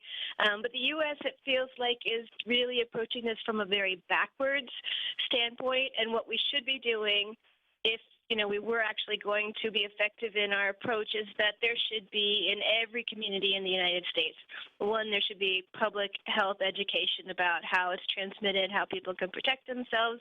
There should be a hotline that people can call that's well staffed if anybody has a concern, they're getting a fever or starting to get symptoms. There should be free walk-in clinics specifically for testing for the coronavirus, located easily to get to for people in communities close to public transportation. And then there should be a public health infrastructure set up, so as soon as a case is identified as testing positive, that person can then be interviewed, their contacts can be identified, they can be made sure that they can be isolated, and their family members, other contacts can be monitored, that they can get the services and things that they need while they're being quarantined, that they can continue to get food, that they don't have to worry about, being evicted from their home, not being able to pay their rent, so putting in some sort of social infrastructure in place to protect people so they actually can physically self-quarantine themselves and not worry about the financial fallout from that. So that's what we should be demanding in our communities. And, bar that, I think it's what people are already trying to do, which is to isolate themselves socially, stay away from crowded areas. If you have symptoms of an illness, particularly a fever, don't, go out into the communities, isolate yourself. One of the big problems is that the virus now, it looks like, is something that stays with people for quite a long time. So even after people are recovering from the coronavirus, which can take as long as 2.5 weeks, they may still be shedding that virus for another 20 days. So these are the things that we need to be aware of so that we're doing our best not to infect other people. This is also ideological, though, right? I mean, the United States has this idea of rugged individualism, and you have a situation that's a health crisis that's not an individual issue. It's something that's affecting pretty much everybody. I mean, the moment that you walk out your house, you could be infectious of somebody else or vice versa. I understand the public health crisis issue, but let me ask you this. Do you think that this will have lasting consequences going forward in regards to the way that Americans see healthcare? Well, let me tell you a quick story about this at a very grassroots level, my experience last night with this issue. And I told you a few days ago when people had called my local council member, Democratic council member here in Washington, D.C., and they said, look, we need hand sanitizer. We need emergency plans on how to address those that are vulnerable in Ward 1 of Washington, D.C. And that's a very diverse and very rich and very, very poor community, and it has a lot of homeless people in that community. And so they said, look, we need these plans that Dr. Flowers is talking about. If people need babysitters, they need rides, if they need some type of wage protection, what will we do? And so we put out an email and we said, come to this meeting last night at 6 p.m. if you want to gather and talk to it. And we put out to specific people around health issues. And so here at the meeting, we have somebody that works for Women Walker, which is a large health organization here in Washington, D.C., director of policy. We have the head of Thrive DC, which is a center that works with housing insecure people. So people who sleep in the streets, people who sleep on friends' couches, people who can barely make rent but don't have disposable income past that. They can go there to take showers, hot meals, get clothes, all of those issues, as well as then we had somebody that worked with street vendors and vulnerable populations. So now street vendors who have to wash their hands constantly because they're touching money and the food, and they just simply can't leave their spot and try to go wash their hands. And so at 6:30, at the same time we were meeting, our council member was addressing the local advisory neighborhood commission. So these are your 12 government officials at a very local level. And so I said, all right, I'll stay at this meeting. I'll connect with these people to see what these people want to do with the vulnerable populations they're working with. And then I'll rush over and get to that other meeting before it ends at 9 o'clock. And so quickly have this meeting. We connect everyone and say, great, I'll bring this to our government officials and let them know. And so I bike over there with all of the information I just learned from the direct service providers to the homeless and to people that don't have those support systems in place. I rush over and I get to the room, Jamarl, and it's in an auditorium and a gymnasium. It's completely empty. All the chairs are set up. There's flyers at the door for all the different agenda items, and then there's a bottle of hand sanitizer. But all of the microphones, they seemingly have been touched, but nobody's there. So I'm like, what in the world? Were these people abducted? Did they get like rushed off after the council member spoke? So I call the first one, they don't answer. Call the second commissioner, they don't answer. So now I'm like kind of actually worried. The third person I call, they go, oh, we just met for 20 minutes. We talked for a few things, and then we didn't have a quorum. We didn't have enough commissioners there to vote on anything, so we just canceled the meeting and all went home. So your local government officials, none of them said, I wonder if anybody's meeting on this. I wonder if we should organize as a community. I wonder if we should bring people together. Nobody, they just all went home and canceled their meeting. So this kind of idea what you're talking about, that rugged individualism, these elected government officials who are supposed to represent those, the least amongst us that are their job, they all canceled their meeting and went home, while those first responders that actually run the homeless centers, they work with those who are impoverished. They're the front lines people that are actually in these communities. They're going to be hit the hardest. And your government officials, Dr. Flowers, all went home. Yeah, I think what we're talking about here is just really a culture of a lack of accountability where people literally are so used to passing the excuse off on somebody else that they don't even take responsibility. And that's so different from governments that you see in countries like Venezuela, where I've been, or I've been following what China's doing very closely, where they actually see this as a very serious responsibility to try to prevent deaths. But when you look at how the leadership in the United States is talking, their biggest concern is the market. Can they quell the fears? Can they keep the numbers down so that they make sure that they don't spook the market too much, although it's getting spooked anyway? But so people are going to die, particularly poor people and vulnerable people are going to die, and it seems that our political leaders are not concerned about that. You would think that you would put through a UBI, you would put through eviction prevention. Like you would think a host of policies that would just be naturally available to push through in order to ensure that people don't or aren't incentivized to make the situation worse. And, whether it's accountability, whether it's we just have a strange ideology in this country where profit matters more than just the human element on this, it is so strange to me. And it's I think some of the strangest aspects of our society are the ones that are unquestioned. Like you would listen to media, and instead of media kind of screaming like, oh my God, this is a public health crisis, we need to take expansive measures in order to ensure that we don't get the worst end of this. I mean, they're talking about millions of people dying, half of the country being infected. And yes, it's, you can make a case that says the majority of the people won't necessarily pass, but there are a lot of people, I would wager, that all of us have that are older, that are extremely susceptible to dying because of this particular illness. What do we do? Meaning, so Bob does the organizing thing and so forth. And like you said, from the standpoint of our leaders, it doesn't necessarily seem like that there is accountability on that front. So what does the population do in order to try to keep itself intact? I mean, people used like to say wash their hands, but this is also air contaminant, right? I mean, this is also one of those things that can be passed through just air contamination.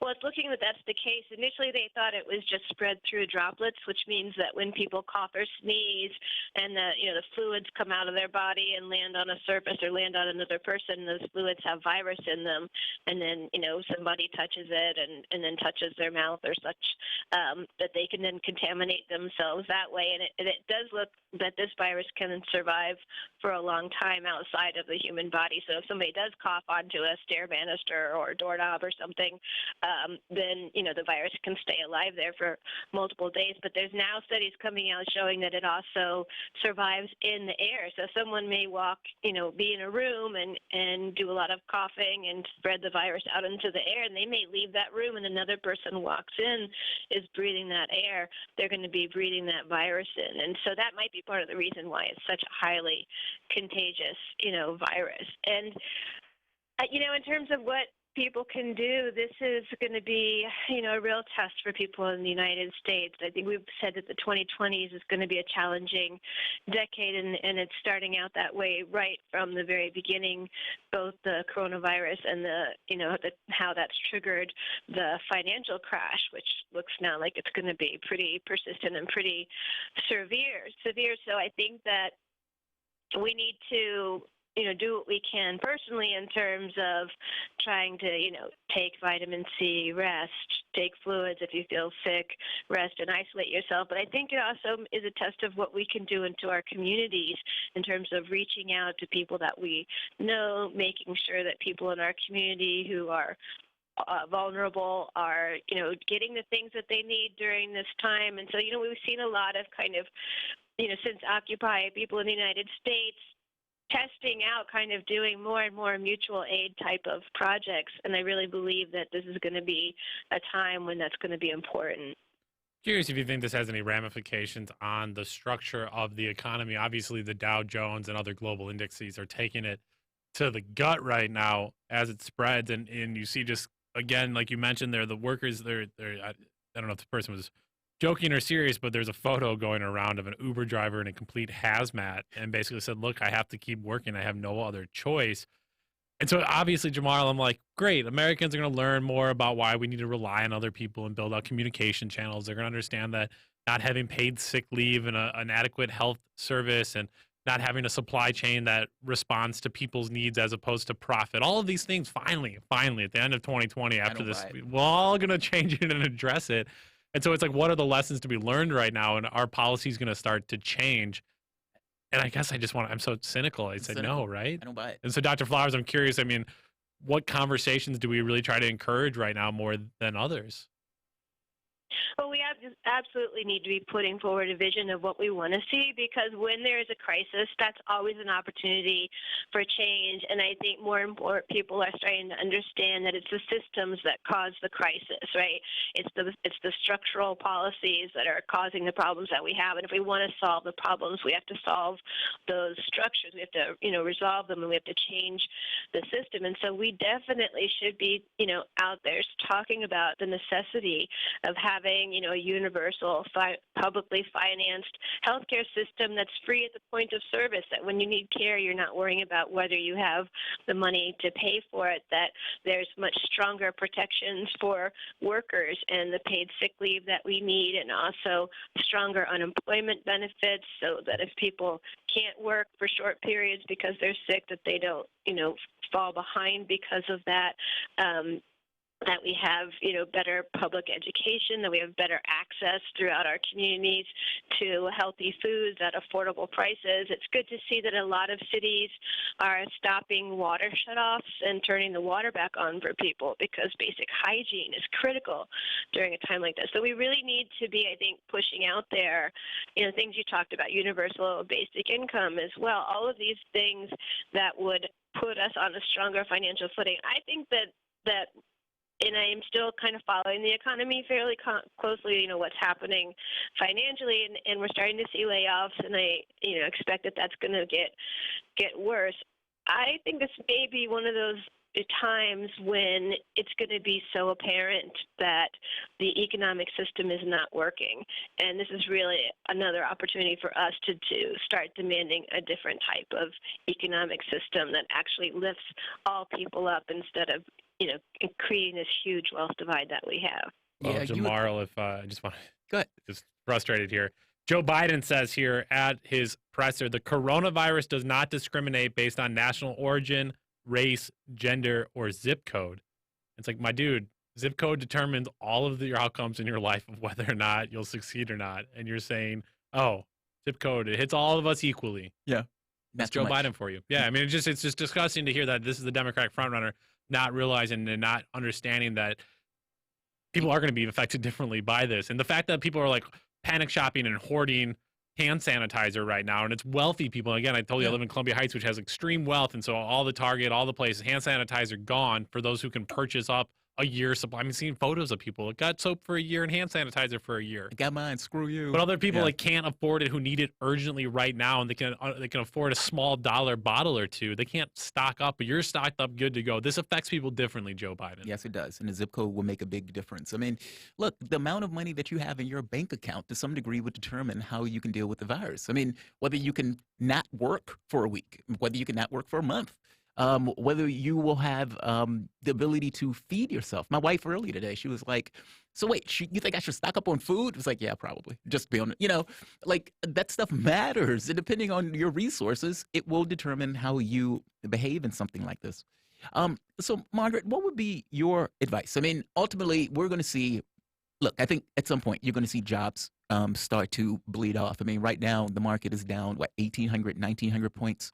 And this is not just in the United States. This is all over the world. Do you honestly believe that, look, I'm cynical on this stuff, but you might be right. I mean, if you're looking at something that's a pandemic that drastically affects millions in the country, especially if you're talking about millions of people dying off, it is very possible that the public comes to this new consensus or new conclusion in regards to a certain connectedness between each of us. Or is that just, expansive humanism that doesn't deal with the reality of events? I mean, we're talking about gun crime, for example, where people get shot. You have multiple homicides daily. And, the best that you can get from the political space is send prayers. Send prayers. So would this be different just because of, the level of severity associated with it? Well, it's interesting that we're already starting to see, in kind of like the big finance publications and things talking about things like, oh, actually, what are we going to do? What are workers going to do if they don't have any paid sick leave? Yeah. Or, they have to stay home for projected periods. Or, oh, maybe we should be providing some free health care to people to try to stem this, this epidemic. And so that's starting to seep through, and that really comes from the public. The more it starts to buzz around, within the public dialogue, it starts to trickle out from there. So I think that, we have to use whatever's at our disposal. And during this time of crisis, it's real opportunity for us to be demanding more. And I just wanted to quickly give, if I could, an anecdote from my own interactions with our Baltimore City Health Department, because I came back from a week in New York City where there's a high, number of cases, and within a few days came down with a high fever and cough and chest pain and was very sick. And after I recovered a little bit, I reached out to the health department and I said, I had this, and I was had happened to be at a number of different hospitals unusually, but my son had a problem and had to have surgery. My mother-in-law had a problem and I had to get her into rehab. And so I said, I should get tested for coronavirus because I've been in all these kind of different health environments in New York, Pennsylvania, Maryland, and they wouldn't test me. I talked to 3 different people at the health department. They had free tests, and they refused to give me a test because I didn't meet their very narrow criteria. And I finally, the woman that I was talking to said, well, this is just the system that we have. Because I said, from a public health standpoint, does this make any sense to you that I'm not getting tested? And she said, well, it's what we have. And I said, and as long as you have that attitude, it is going to be all that we have. You're actually in the health department. You could be pushing for a stronger public health approach. So I think we even need to be pushing people who are in positions of power. They're very timid about using that power. And, just to make a point, the Seattle UW Medical Center, let me see, is to ask how much, one of the people on Twitter, this is a guy on Twitter, he went to Seattle's UW Medical Center to ask how much patients are being charged for coronavirus tests, $100 to $500 if they have insurance, $1,600 if they don't. Who gets that test? Like, under that scenario, who gets that test? Not to mention, we don't seem to have enough supplies in general. I mean, right here, Congress, apparently 11,000 people have been tested for the virus in the United States. South Korea, in comparison, is testing 10,000 a day. Like, this just seems, it seems like a worst case scenario. This just seems like a worst case scenario to me. Right. Well, that's exactly my situation. I don't have health insurance, and so I can't afford to take that possible $1,000, $2,000 hit of a test. I can't find out how much the test costs here in Maryland. So I thought maybe appealing to the health department would be an option, that they would see this of some value, since I had been in so many kind of medical types of places. But yes, that's the reality in the United States, and it's unlike other wealthy industrialized nations. Our healthcare system is completely not set up to handle this kind of an epidemic. And so I think that people should be concerned about the possibility that we're not going to be able to flatten that curve, and that our healthcare system is going to be somewhat overwhelmed. And, this is an opportunity to talk about what we want. It's also going to have to be an opportunity, I think, for us to do some self-organizing. I've spent time in Venezuela, where due to the economic war waged by the United States, communities have come together in solidarity and organized to try to meet each other's needs. And I think there's a lot of good lessons we could learn from that. Speaking about that, same thing with Iran. I mean, with the sanctions that we've been putting on Iran, Iran has been hit by the coronavirus massively and have been unable to get with the medical supplies or, based on the sanctions that the United States has been putting on that country.